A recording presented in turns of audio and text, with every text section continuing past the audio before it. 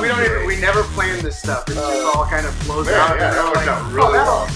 What we say to each other cannot be divisive.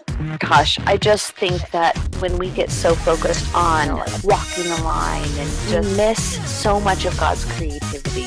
We only created the Odd Show to have this conversation. Right. We're gonna say some bad things about stuff. If you're not bad things, like, If you're a huge Toby Mac turn it off now. For people who are struggling with why would a God of the universe care about me individually, you are his favorite. You know what I mean? Absolutely. And that, ladies and gentlemen, is The Odd Show. Let's get right into it. Here's your hosts, Bruce Bugano and Thomas Hogan. Hey, welcome to The Odd Show. We are back with another episode. The G is silent. We're going to, this whole season, we're going to just let you guess which episode this is. We're not going to number For multiple reasons. Any of the Mostly like we episodes. have no idea what number. which order it will be It in. has nothing to do with some real fun game that you guys are trying to figure out the Right. number. But if you do know the number of this episode, just tell us. I mean, it'll appear Up here. in the written stuff and in the title. So I mean, it'll be there once I We order them. should put little question marks on it, and then you tell us what number it is. And the fifth person will get a prize. You're like, I listened to this one third, so obviously it's third. I don't know if you guys have seen or read the Suicide Squad, but they have a little card. The reason they're playing that game. So watch the cartoon version, not the movie, not the live action. Okay. But they have the reason they're fighting so hard to be a part of this, to get to the prize of this government organization. This is very deep spiritual Right. stuff, by the way. Is that they have a get out of hell free card. So whoever has this card won't go to hell when they die. And so all these Like criminals. it's from the devil? I don't know who it's from. I don't make the rules around here. I'm just, but so who has the authority to put you in hell besides God? I don't know. So God gives part of them the a story, get out of hell free card. Part of the story is they're trying to Noted. get this. All these criminals want to get this card because they know that their time is coming eventually. I and think they that's don't called wanna- atheism. Get out of hell free Hey card. guys, I don't have to put any effort into this or energy. But I put a lot of effort and energy into disputing it. Right. But I don't want to put any effort or energy into actually trying to understand it and believe it. Right. So get out of hell free card. So But we might give you a get out of hell free card if you can guess what episode this is. yeah, I'll draw one up. I'd probably just like writing on a paper or something in letters. In blood.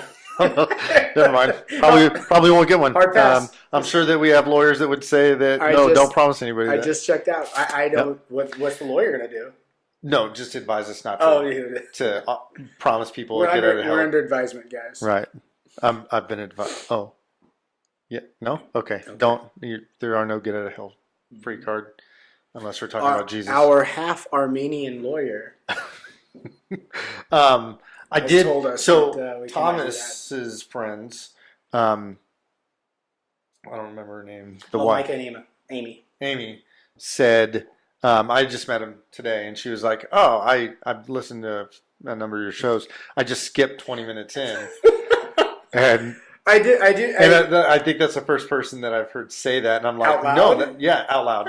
I'm like, no, that's actually a really good tag. Like, hey, welcome to The Odd Show. Just skip 20 minutes ahead. If you want to get into the topic of the day, and actually, we'll introduce the topic, and then we'll talk about maybe something else for the next 15 minutes or so. Yeah, so I just thought it was funny. I was just like, no, yeah, we're only 3 minutes in, so we got like 17 more minutes of just tomfoolery. Yeah, tomfoolery. No, but so we are actually going to talk about something. We're going to talk about the new command. Oh, yeah. So this is a really good topic.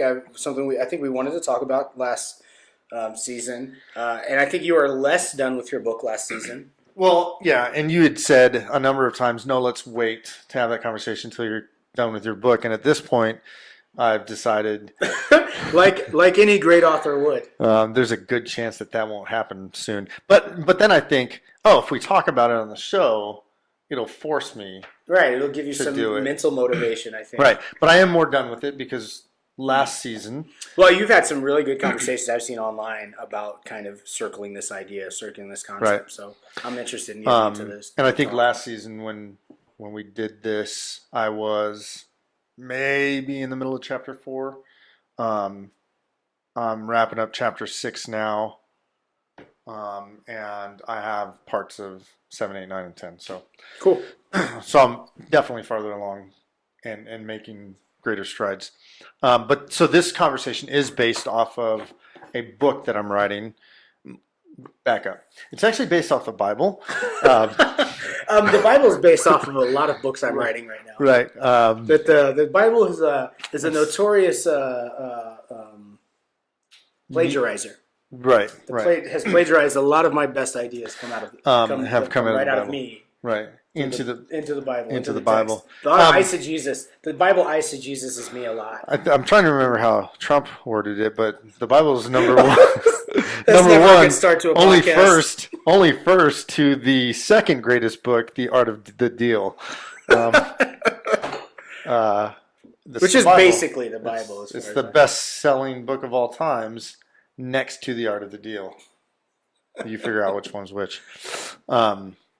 Anyway, so based on biblical stuff, Right. scripture, I'm writing this book called 3 Commands, and so it's 3 commands, Jesus' fulfillment of the law through love, and the title may change. I don't know. I'm going to self-publish, but maybe I get lucky and someone publishes it, and the publisher's like, "No, we're going to change the title."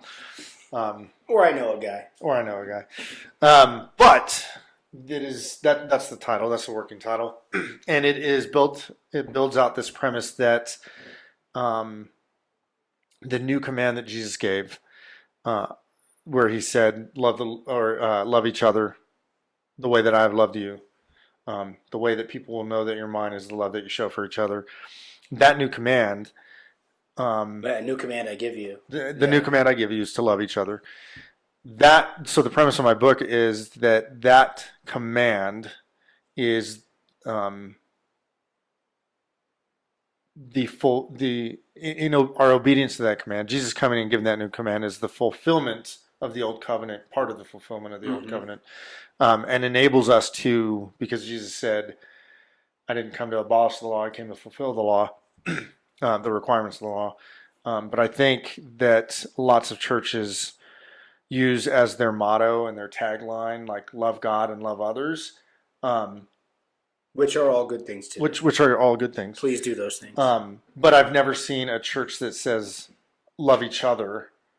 I think that they just I've heard people say it. Sure. But I think that they just take for granted that love others includes that. And as far as the law is concerned, those are very different things. And typically, the first after maybe the first praise song, and maybe an announcement or maybe something, church will tell you to love each other by hugging each other.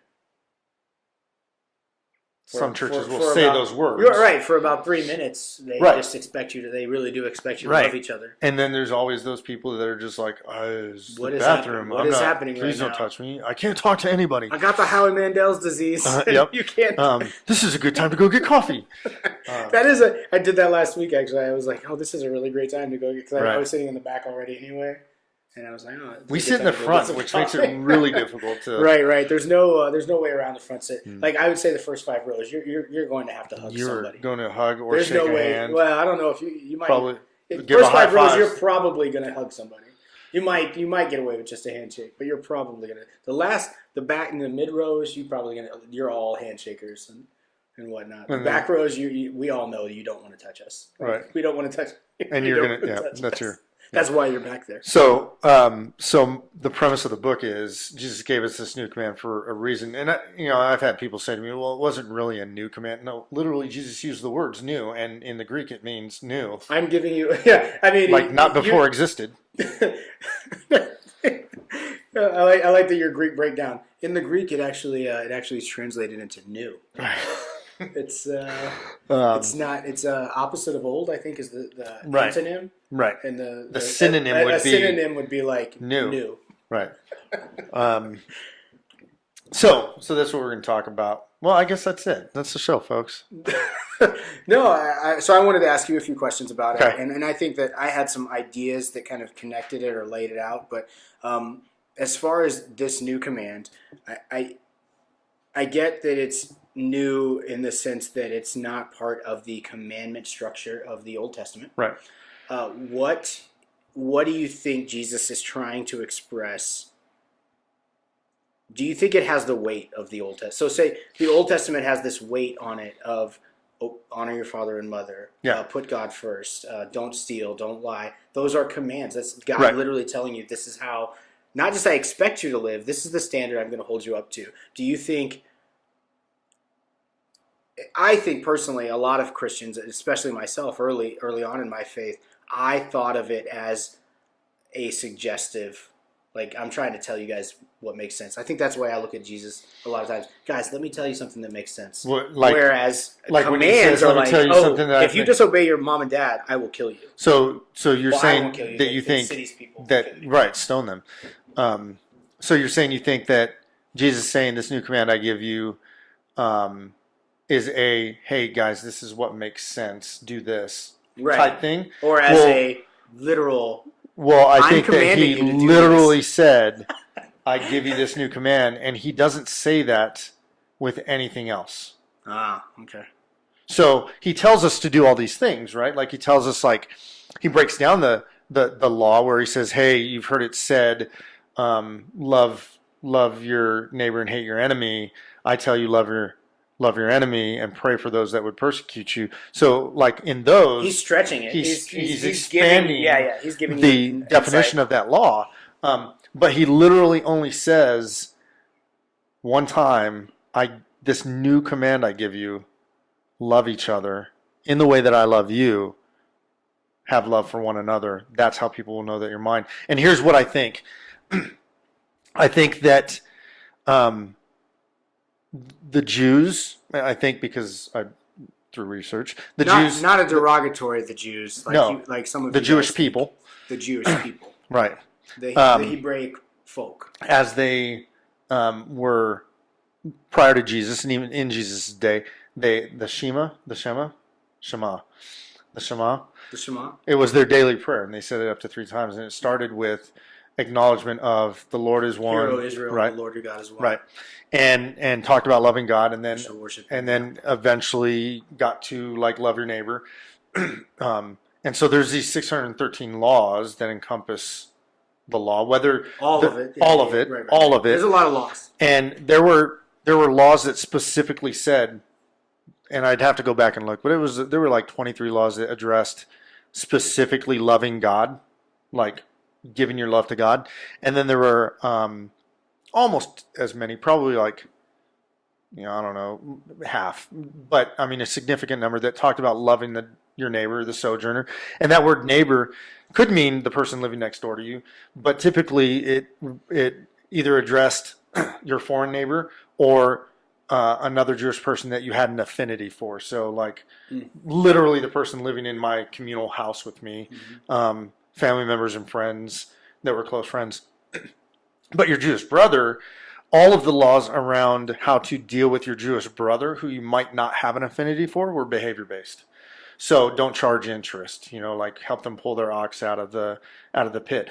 But I can do those things and not legitimately love you as a people. Oh, I see. You know what I'm saying? Like I can treat you well and not show love for you.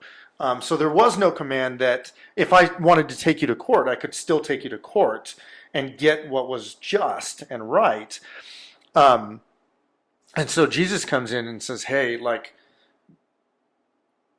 you've been told to treat each other a certain way and to love those that are close to you or the foreigner, Right. and to love God.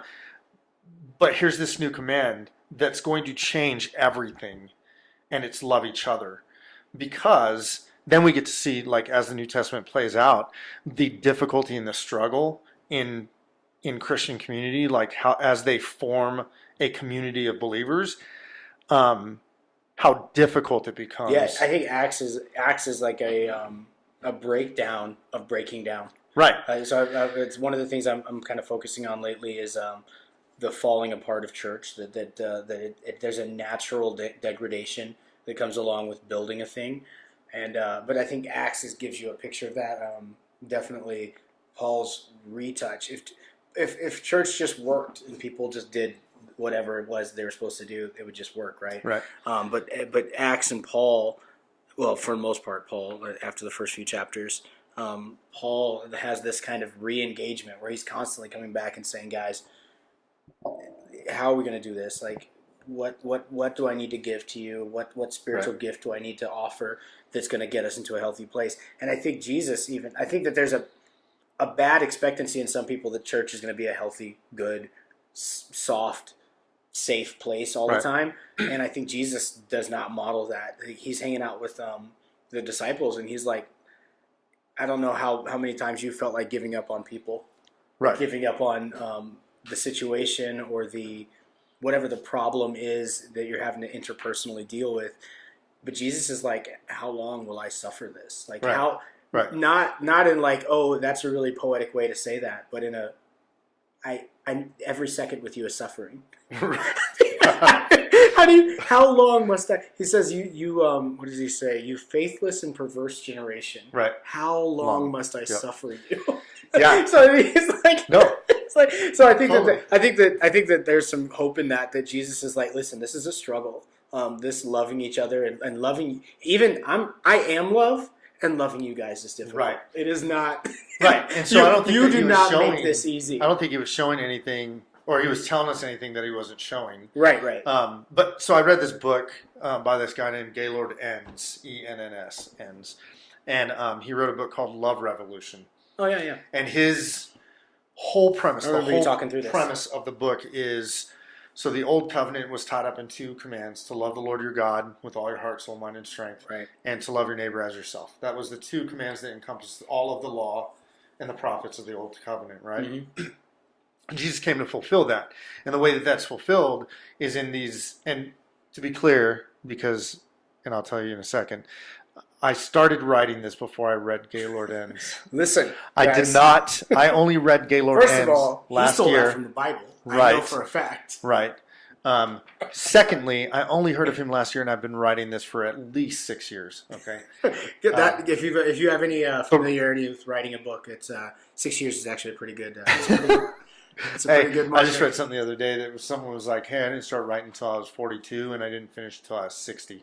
So I'm on a good spin right now. All right. Compared to Anyway, that guy. Anyway, and the reason I bring that up, the reason I mention that is because we went to, there's a pastor named Mark Batterson, National Community Church in Washington, D.C. Amazing ministry. But we went to the Kingstown campus in Virginia. Campus pastor is Joshua Simonette. Shout out to him. He's awesome. Love that guy. But so my wife years and years ago bought me this shower notes thing, which is like waterproof paper and a pencil. And I can write, like if I get an idea in the shower, I can write on this paper. Right. That's actually a good idea. Yeah. So it's called Aqua Notes.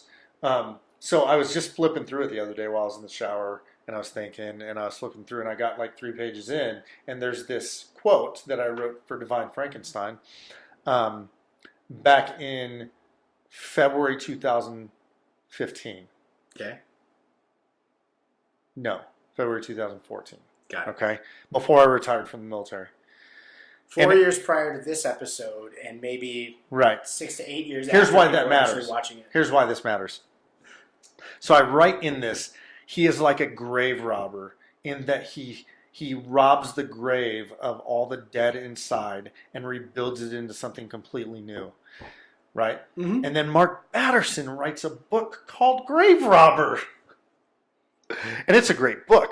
But Did My Mark thought- did Mark Batterson ever shower at your house? I Is hope this- not. That's is weird. This, is this a situation where I'd never even multiple wrongs were I was done? living in Japan at the time. Oh, did Mark Batterson We hadn't even go to moved. Japan? We didn't move until July of 2014 to Virginia, I believe it's and- pronounced Japan. Japan, and it was for a time for us. We miss it now, but anyway, I say all that to say I wrote this before Gaylord.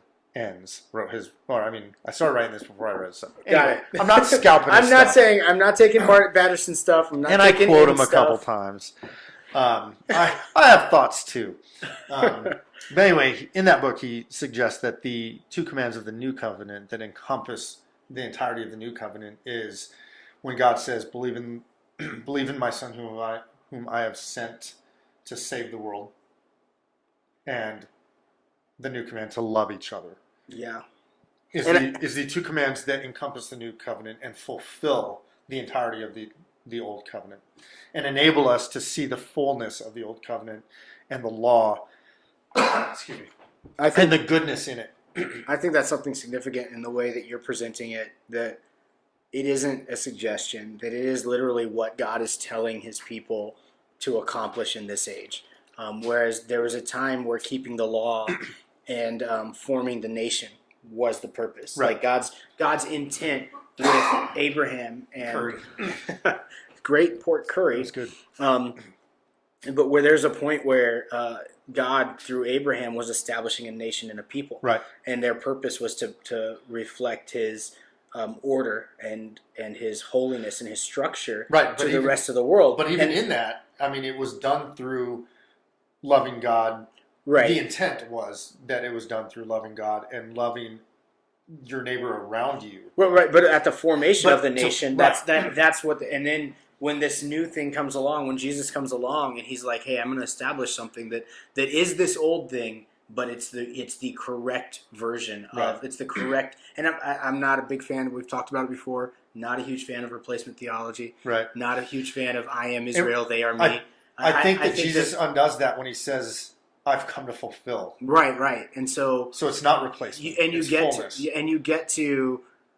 I really appreciate kind of what you say about it being a command. Like it is not something God wants us to do. It is what he tells us to do. There's a difference. Right. I feel like a lot of Christians grew up, definitely me and many Christians I know, grew up in a Christianity where you had to, this YWAM-esque version of you've got to hear the voice of God yourself, and you've got to do what God's telling you to do, and what do you feel God telling you to do. Not against that, support it. But that there's almost this sense that he's not telling everybody the same thing. Right. But he is. But he is. But he is. And I agree, he doesn't tell everybody to do the same things, but he does tell us to do the Right. same thing. And so this one thing, he's like, "Hey, get this right. right. Believe in my Son. And here's the secret that I'm convinced of. Love each other." I'm absolutely convinced that when we learn to obey that command well,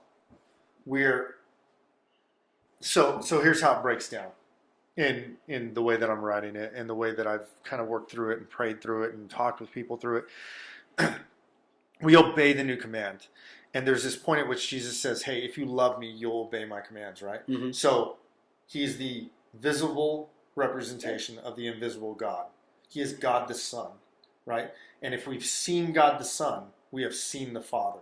His words. He said that. I didn't make that up. I didn't make it up either. Look, I'm not plagiarizing anybody here, okay? I'm giving credit. Reference in the Right. in the notes. It is in Scripture. I'll look up the number. I don't know. But so Jesus says those things, and then he says, "Hey, here's this new command that I give you."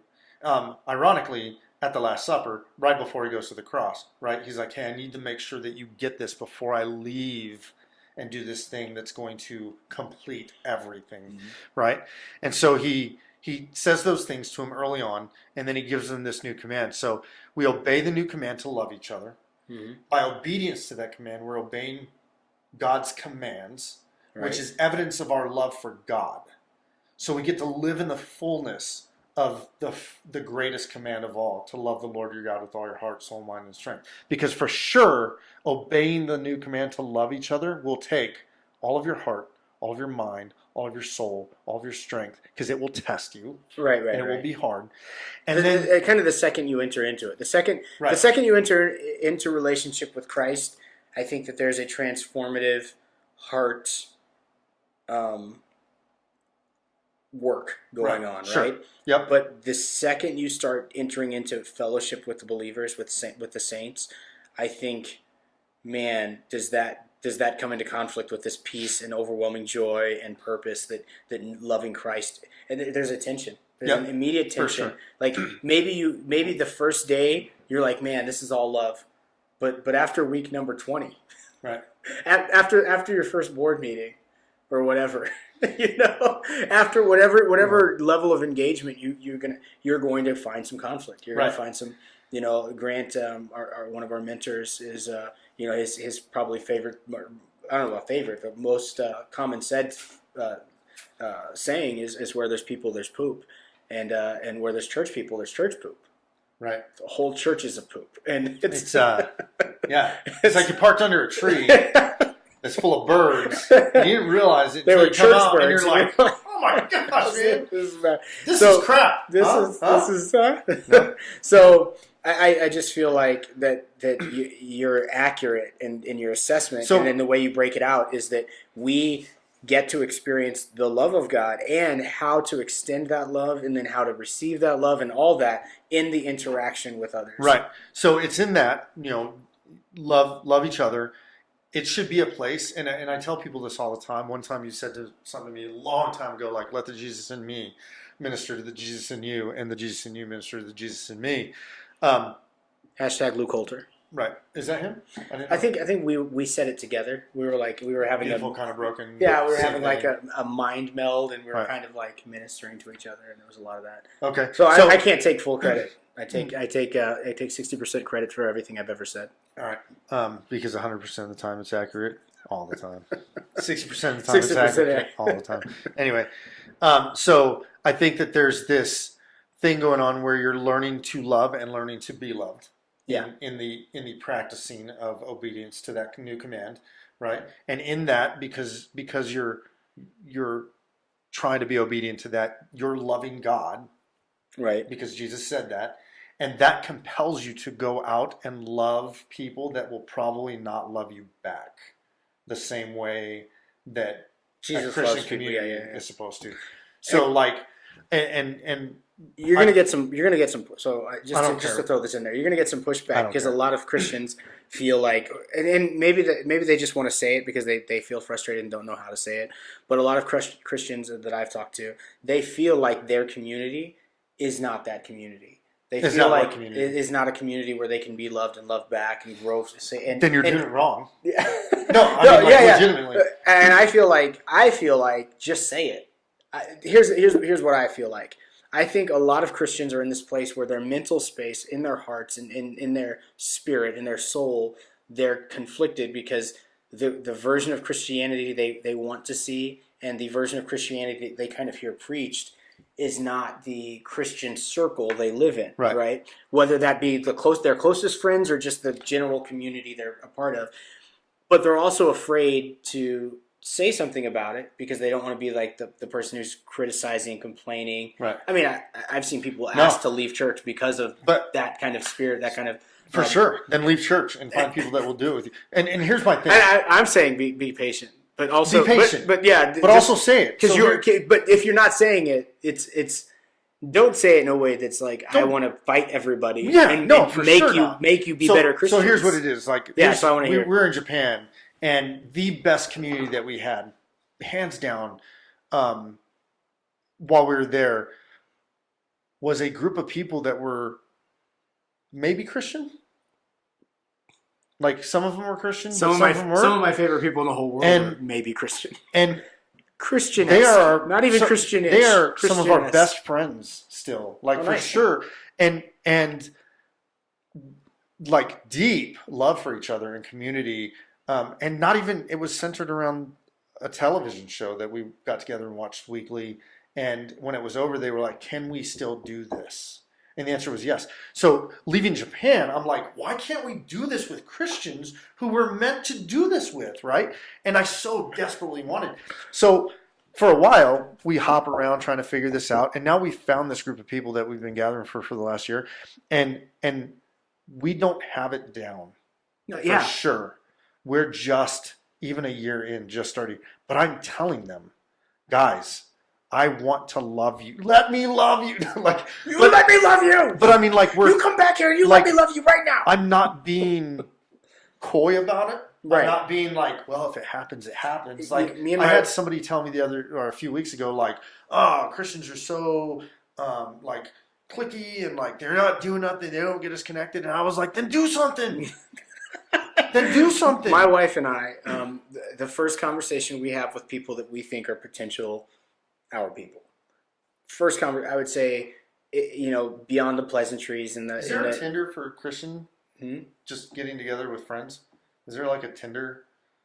Like a friender? Yeah, like a swipe. Like, hey, these people might be like a swipe. fellowshipper. Yeah. No, I don't think so. I don't think there should be either. You're asking for trouble. Dang it, man. Tinder's asking for trouble. Yeah, That's yeah. asking for Anyway, go ahead. Christian Your wife. poop. Christian poop. You see Right. see the problems You're we're getting right. into. You're right. So one of the real part of the conversation that always centers around this idea: are you committed to the table? If you can commit yourself to the table, we can work through anything. We disagree about communion, tithing, practice, liberal, Christian, conservative, all that. If you're committed to the table, we can grow with you. We can not only can we grow with you, we can share in Christ's love and find the depth and richness that means to be what it means to be united in Him. Right. If you are not committed to the table, we can love you and we can give love to you, but we know that the depth and the relationship that we're going to be able to grow into. Now, not saying that you have to jump in, Right. but there's nothing wrong with wading into the water. That is some people. However, if you know already that you don't want to open up your life to other people, that you don't want to be open up to their criticism and or their acceptance, because those two are both the same thing most of the time, Right. for most people. Right. And if you know that, then we already know that we're not going to be we can be friends, but we're not going to be that community that says whatever you need, Right. wherever you go, Right. whatever my wife just visited with friends that came down to Missouri to hang out with her. Well, they came down there for another reason, but they got to hang out with her while she was there, and those guys for the rest of our lives, no matter what happens, wherever they go. I mean, and they've had some serious health related setbacks in the last few years and just huge life changes and maybe even perspective changes when it comes to church and how things are done, but we're committed. Like, we're in. Like, those are our people forever. Right. Now, we may not live near them ever again, who knows, but there are people, and like, that's the table I'm committed to. Right. And so, like, with you and Sarah, I'm committed to that table. Right. and Heather and Curtis, I'm committed to that table. Summer and Rob, Marcos and Liz, whoever it is, the people in my circle, and they're not even all together. Like, they're different circles, but that's and that's the table I'm committed to. Right. And I will not leave it. I'll die at that table, serving with those people, and serving with those people. Whether we're anywhere near each other or not has nothing to do with it. And then, if you are fortunate, if you are committed, like you're saying, to this idea, then you're going to do everything you can on your part, because you can't always have your people. That's just the way it is. But you'll do everything you can apart from complaining. Right. You'll do everything you can to commit to this idea that this is the table I'm sitting at, and we're going to sit here together. We're going to work through this together. We're going to work through faith, family, growing, development, loss, grief, sorrow, divorce, all of that. We're going to work and live through it together. We're going to have faith in Christ together and grow deeper into unity. And that's where we're going. It is very frustrating whenever somebody says, I give up. Because you give, you don't give up. Right. That's what Christ gives. He doesn't give up. Yeah, for sure. So anyway, so that's where I love this topic. I think it's I can't wait for the book to be finished, because I think it's going to be this year. It'll be done this year. I'm all for it. Because I think it is so important to understand that this isn't what it's not. Christianity is not self-help. Christianity is not really good spiritual principles. Right. And those things exist, but that's not what Christianity is. That loving each other is not a spiritual principle. It is a literal command. It is literally what Christ is telling you to do. When you deal with young people, when you deal with probably 18 to 25-year-olds, always, what does God want from me? What does God want me to do? So Always. I was going to bring up that, like, what I used to, even before this kick, and not kick, it's not like just this fad that I'm like, oh, this is where I'm at, and it'll be different next year. This has been 6 years. You know what I'm saying? Like, and God kind of constantly tells me, love people. Right. And I won't love anybody today. And for well, sure, it's Wednesday, God's, so you're going to keep loving people. right, for sure, God's like kind of molded it through other people and built it out. But even before this, when a young person would ask, hey, like, I'm just trying to figure out what I'm called to, and I'm like, I don't understand the question. And they're like, yeah, just what God's calling me to. He was pretty clear when he said, love people. Like, I don't know why we complicate it beyond that. When you get that down, whether you do it well or not, then he directs that love maybe towards a specific group of people. So maybe when you're like, oh man, like we're literally all called to the same command to love each other and to love God and to love our neighbor. When you get that, even if you stink at it, like you're just trying, like your heart is towards it, then he'll be like, hey, I'm glad you got that. Now do that towards youth. I love that it's not, I want you to be good at loving people. I'm glad that that's not the command. Right. Because that would be, we'd be like, oh, you're not, those people are not Christians. That's right. That entire group over there, they're not Christians. Right. So, and it would be, you would disqualify yourself, like, oh, I don't love those people. But the minute that you got mad at someone, he doesn't say be good at loving people. He says love people, give, and so care for. Just kind of wrapping it up, like I really think it plays out by in loving each other, we fulfill the command to love the Lord our God, and we are equipped to live in the fullness of loving our neighbor. Because I've seen it. So when churches use, and this might open a whole different thing, but we'll just tack it on a different show. Right. So when churches use love God, here's where I struggled, and I know other people have struggled because I've had these conversations. Love God, love others, right? What we're saying is love God, love your neighbor, and so my mind, I'm like, okay, I'm gonna love God. Like I'm gonna tackle that. Like I'm gonna love God well. And one of the things I talk about in the book is loving God's such an abstract idea. Like, does that mean read my Bible more? Like, do I spend more time with Him in prayer? Meditation. Like, do I seclude myself in silence? You go to seminary. That's how you love God. Do I go to seminary? Do I attend church more? Like, what is loving this unseeable person that loves me? What does loving Him back look like?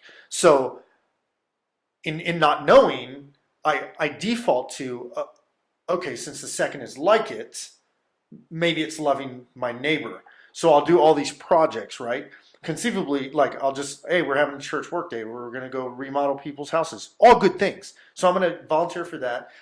Or hey, you know what? You should be serving people on Sunday morning. That's a very popular one. Like you should be greeting parking lot, but it doesn't come back to you. And so like I'm pouring myself out for these neighbors, and to be honest, at church it should come back to you because those are supposed to be your people. But now I'm pouring myself out in the neighborhood, serving in soup kitchens with people that are not equipped to love me back the way I need them to. Right. I'm doing home projects with my church on outreach days, and I drain, and then I get tired and I have to take a season off. Or I just walk away. Yeah. I'm just like, I'm done. And so for me, it was just like, man, I can't, like, either I don't know how to love God, or I freaking get tired of just pouring myself out for my neighbor, and I'm never filled back up. Oh, but go to church, Bruce. But I am. I've been to church more than you. I am. And you're the pastor. And I'm serving at church. Yeah. Like you get like 13 weeks off a year where you don't have to speak. No, I feel like. And so loving each other is the antidote. Yeah, I'm going to say that I wouldn't say it's not controversial, but it is probably not accepted theology. Home groups, small groups, we're going to cell talk groups. about this, No, but not directly. So okay. This is an indirect one. We'll talk about the direct one another time. That those are opportunity. Those are all in the genuine heart of them. I think that a lot of churches want it to be, you know, this is a way to be bigger, smaller. That's a really popular Right. I just rolled my phrase eyes and at stuff you. like that. If you're listening to this on the podcast and not watching it, Bruce rolled his eyes at something else that happened, not what I said.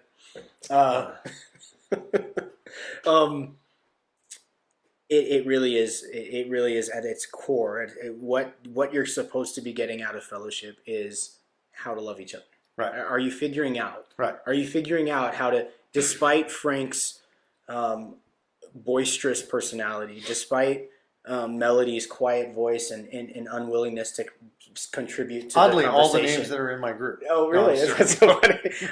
You know, despite Nathan's weird twitches, despite whatever people's thing is, are you learning to love each other? Right. Are you growing in this idea that we're going to love each other? Like, we're going to be committed to each other when help is needed, help is going to be offered, and support and connection, all that stuff. That's what small groups are trying to get at. Now, whether they accomplish that well or whether they draw the right circles around it, that who knows? Because that's Right. just that each church has to evaluate that. But this idea that we need to be connected to each other and we need to love each other, and it's something we're practicing at, not something we're good at, but something that will be recognizable. Right. I'm committed to. I'm not good at it, but I'm committed to this idea that I love you guys, and I'll do whatever I can to be a part of your journey and your process, and I'll be right there with you, and that nothing stops that. Like that keeps going. And I really think it's the crux in which we get to experience the abundant life that Jesus talked about. Like, we get to live the fullness of life in our obedience to that command. So anyway, Truth book will be out. I'm not. The book will be out. That's crazy. The book will be out. The book will be and out. we'll This definitely, year, though. My goal is this year. We will. Just in time for not only will Christmas. we link to it, we'll link back to this conversation and probably a few others that are directly related to it. We talk about love a lot because, surprisingly, love and the kingdom have a lot to do with each other. I guess I don't know if you guys knew that. The kingdom of God, which is the thing that we're doing, and love are basically like brick by brick. Like that's how the thing is built. Love bricks. I'm gonna start selling those. Love bricks. Love bricks. Yeah. All right. So that's the show. Yeah. Good deal. Good talk. Yeah. Stay on. Stay on. Checking out The Odd Show. You can follow Bruce on Twitter at BPags2 and Thomas at BlenderZen. Remember to rate and review us on iTunes and share us with your friends. Until next time, stay odd.